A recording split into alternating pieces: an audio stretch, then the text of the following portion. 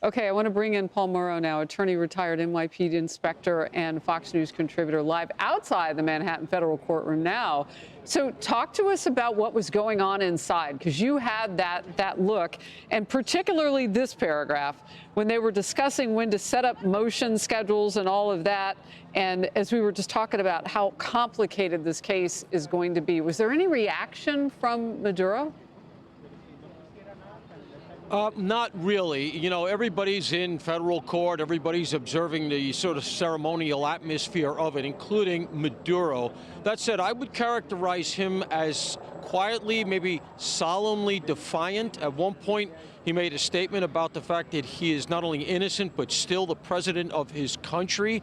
The takeaway, I think, in a larger sense, is that everybody, that is, he and his wife, plead not guilty to all counts. But as you say, his attorney, a man named Pollock, did at one point stand up, and when they were talking about scheduling motion practice, did say we expect a voluminous and complicated process here. And so at least until March 17th, Maduro waives his right to speedy trial, meaning essentially the clock stops, and they're all going to be setting up and working out a schedule to start exchanging what is apparently a lot of stuff. Could you see them both, he and his wife? I mean, did they look, in your estimation, and you know, things are being described to us, and we're trying to convey that to the audience. Maduro stood up at the end, Sure. shuffled papers, and then took them with him, so he won the battle of whether or not he could keep his notes. And he has on tan trousers, orange sneakers. She was described with kind of a weak, thin voice, somebody smaller, that sort of thing, and now says she was injured in what she calls the abduction.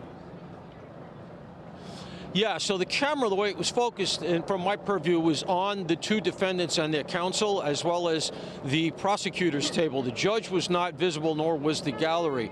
In a general sense, the judge came across as forceful. It was interesting. He made a statement at the outset that struck me as a little unusual. You got the sense he was speaking to the world at large and not just Nicolás Maduro and his wife. He said something like, I am here to make sure that this is a fair and just proceeding.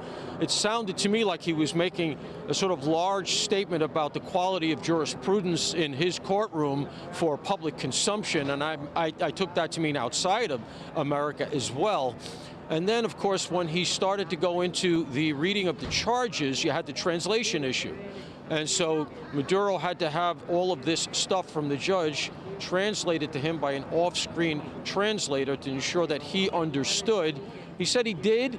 Interestingly, he said after the judge read him a version of Miranda rights and included the fact that he had the right to potentially be released on bail, Maduro said he was unaware of those rights. And it struck me that he's coming from a very different legal system, because it seemed like he had never even conjured the notion that he's entitled to an attorney, he may be able to apply for bail, and he has the right to use, to stay silent. He has the right that none of the material that he has said outside the purview of counsel necessarily has to come in. So it was interesting to see him sort of taking that in a system very different from the one I'm sure he's used to. So, Paul, does that mean that he could go back and say, yeah, I think I want to take advantage of some of that through Pollock, his attorney? Oh, yeah, I'm sure he will. You know, he and Pollock didn't discuss much, and I think that's likely down to the language issue. They didn't really seem to be communicating. It seemed to be all sort of choreographed between him and Pollock. He had another counsel sitting next to him who was sort of whispering in his ear. One of the things about Maduro I would characterize is, in addition to his sort of quiet and sort of, as I said, solemn defiance, he also was extremely engaged in the legal machinations. He was constantly writing on his legal pads. He was shuffling them. He was going back and forth between pages. I got the impression that this is a guy who really wants to fight and is marshaling all his resources. Ben, would you like to jump in? I just think that that says it all about Venezuela under Maduro, is that he is unaware of the rights Americans charged with crimes are given. That does not exist in Venezuela. You are taken to a cell, you are beaten, you are tortured, you often disappear. And he is finally being exposed to what is the correct way of going through justice. And when his wife says that she was injured or she has a bruise, we will look into that as well. No. But you do not have that in Venezuela. And I think that just reminds you of the brutal regime that he built and that he is leaving. Sandra. Really interesting. I had just received a note from a woman who says I interviewed her and now I remember him. her son Todd was imprisoned in Venezuela. She just wrote me to say we're so happy with the arrest of Maduro. What happened to my son in those prisons was terrible. Our team is following up with her right now to hopefully tell their story. Paul, incredible details that you're providing from the courtroom. I just wonder about that translation issue. That seems interesting to me. Also, the way the judge seemed to be addressing not just the courtroom, but the world. Quick question and note on that. Is the counsel for Maduro required to speak his first language? I have his I'm sorry, say it again. I have Barry Pollock's entire resume here and his and everything written about him as partner on his law firm's website. I'm just unfamiliar if do you believe he's speaking Spanish with Maduro? Pollock did not seem to be. The other counsel definitely was, because Maduro seems to have no English, and he was nodding along with the other counsel, so he was getting that information from the person sitting to his left. Maduro is a presence. I mean, he's a big guy. He's got the orange jumpsuit on with a black T-shirt over it, and he comes in, he's towering over everybody. He was not cuffed. Nor was his wife, but certainly in comparison, let's say, to his wife, who sat there sort of shrinking. She looked a little bewildered. She also had no English or never spoke any English. He, on the other hand, he stands up and, he is at least attempting to project a sort of aura of power. And he says, as I said at one point, I'm completely innocent, and I am still the president of my country. And in fact, something relevant to their status as Venezuelans actually came out near the end, because the prosecution fronted the fact that as Venezuelans, both of the defendants have the right to consult with their consulate, should they like to. And in fact, both of them said that they would like to. So in addition to all of the discovery, all of the complicated and voluminous material that Defense Pollock said is going to be exchanged here, you're also at some point here going to have both of them consulting with the Venezuelan consulate, of which they previously would have been the boss. Now they are the defendants in a criminal case, going to their consulate saying, help us out here. And if you're sitting in that consulate, you got to say to yourself, well, I'm in America. I'm not sure this guy's the president anymore. It's interesting to me, the sort of machinations that are blowing through that, because one has to wonder what kind of a reception he's going to get at a consulate that he used to rule over, but which now may want to put some air between them and him. Yeah, Paul, Martha McCallum here. I'm going back to what Trey Gowdy was saying about the reality of prison. I think up until this point, he's been surrounded by guards. He's been brought into this process. He has not yet tasted the reality of prison, as different as it is here than it is in his home country. And I also keep wondering if he doesn't have a bit of denial. Is he thinking that the consulate's going to find some magic way to reinstate him and send him home? Is he thinking that all of his teams of gangs and leaders in his country are going to break him out of prison, like we've seen with, some other cartel members in Latin America? What was your sense of how much of this has sunk in for him, if at all, Paul? Yeah, that's a good point, Martha, because, these guys, it doesn't seem to dawn on them until it dawns on them for good how much trouble that they're in. I'm thinking now of Saddam Hussein, who was hiding in that famous spider hole.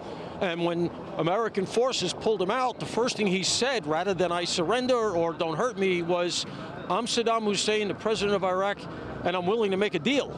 Yeah. And obviously it was very long past a deal at that point. I think that you may have some insight there, because as I said, his manner in the courtroom was anything but supplicant. He stood up, chest out, like I said, very, very engaged. It's not like he was looking around bewildered or anything like that. This is a guy who's used to running the room. And I am not entirely sure that that has dawned on him yet. Whereas his wife, I get the sense, is saying to herself, what am I doing here and how did this happen to me? Wow. Emily. Paul, so my question is one of the manner and the tenor of the defense attorneys. We've been reporting per your courtroom notes on what exactly they were stating, but talk to us about, obviously it's a short snapshot, but from this proceeding, what do you think we can expect from these defense attorneys in this particular situation with Maduro and Flores? Are we going to see a combativeness from them, or are we seeing sort of an aggressive, assertive pit bull approach? What did you note today? Yeah, I think that's right. They alluded to the fact that the discovery is going to be voluminous. They didn't even want to talk about setting motion practice, any kind of schedule, because they did say that there's going to be a lot to discuss, and if you'll forgive me, let this ambulance go by. So you get the sense that they are going to be throwing all the sand in the gears of this thing as they can. There was mention of the abduction, as you say. This is a highly unusual case. And I talked about it on the air yesterday, and when the story first broke, one of the rubs in a situation like this is that there's a lot of classified material, a lot of classified sources and methods that are inevitably part of the discovery, because you have to turn over anything that's Brady related. As the saying, Brady is the rule that prosecution has to turn over anything that's relevant to the case, essentially, to the defense. So they talked about Brady obligations today in court, Paul, in fact. I'm going to jump in here because we are that. seeing tactical vehicles pull into the screen, and we can't speak to exactly who is in each one of these vehicles, but we do know that Maduro arrived by helicopter. There is a motorcade that's pulling out of the courthouse right now. So we want to keep our eyes on the screen. That center car, that kind of army green colored tactical vehicle in the middle, we would think that that would maybe house a potential perpetrator, prisoner at this point. Again, there's no way to see into these vehicles, but because of the formation that they're making, this was similar to the one when they arrived at the courthouse. So we won't make an assumption, but we'll make an educated guess that that's what we're looking at right now. And the timing of this coordinates with what I'm reading now from our team on the ground. He was just led out of the courtroom after the arraignment, and a man sitting in the public section said something to Maduro. Maduro responded in Spanish. And our producer on the ground says, I'm told by reporters who speak Spanish that the man said that in the name of the people of Venezuela, Maduro will pay. Maduro then said, quote, I am a kidnapped president. I am a prisoner of war. And now you see what I was talking about, the people on the ground kind of confirming with their cameras of what we're seeing. And that is at least Maduro, perhaps Celia Flores as well, being taken out of this courthouse scene, the Manhattan Federal Court, Southern District of New York, leaving to take him back into custody now. Hey everyone, I'm Emily Campagno. Catch me and my co-hosts Harris Faulkner and Kaylee McEnany on Outnumbered every weekday at 12 p.m. Eastern, or set your DVR. Also, don't forget to subscribe to the Fox News YouTube page for daily highlights.